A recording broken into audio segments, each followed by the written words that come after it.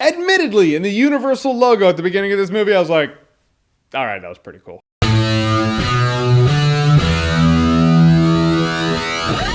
Happy Death Day. So Happy Death Day is a movie directed by the director of, well, you know. It stars Jessica Roth. She plays a sorority student named Tree, whose parents were clearly hippies. She wakes up in a dorm room after a party. It's her birthday. She goes about her day. At night, she gets killed by someone wearing the mask of the school mascot that looks like a baby Herman head. Then after she's killed, she wakes up a little confused, goes about the day. So it's one of those, you relive the same day over and over and over again. A la Groundhog Day, Edge of Tomorrow. So that's what it is. I Know What You Did Last Summer meets Groundhog Day. And sometimes it works, sometimes it doesn't. It tries to be like, What You Did Last Summer, or Scream, slasher flick from the 90s kind of. The thing about that is those movies had a threat. There was a killer, a prowler on the loose, a predator. No one knew where he was coming from. No one knew who he was going to go after next. Scream implemented a curfew. Woodsboro had a curfew, folks. And it was necessary. It made it feel more real. People are killing people in towns. That's what happens. People are killing people on campus. That's absolutely what would happen. Thing is, the only one who knows about it is her. Because every time she gets killed, the day resets, she relives the day. And no one but her remembers the events. So as the slasher flick it's trying to be, it kind of falls flat. Because it's not really about that. It's more about her reliving the same day. And so you have a formula you've seen a few times before. Every movie that does this does exactly what this movie does. So really confused the first day, kind of annoyed the second day. Then by the third day, you hit the montage. And the main plot is her trying to figure out who the killer is, which right there, I feel like I could have that solved day one. All right, well, day two, loop two. The first day it happens, she's face to face with this dude because she doesn't know it's actually a killer. Then the killer kills her. So on about day 2 or 3, just be like, all right, clearly if I die, I'm going to relive this day. So just relive the day like you did the first day. And when you're face to face with the killer, just lift the mask. Be like, I know who you are.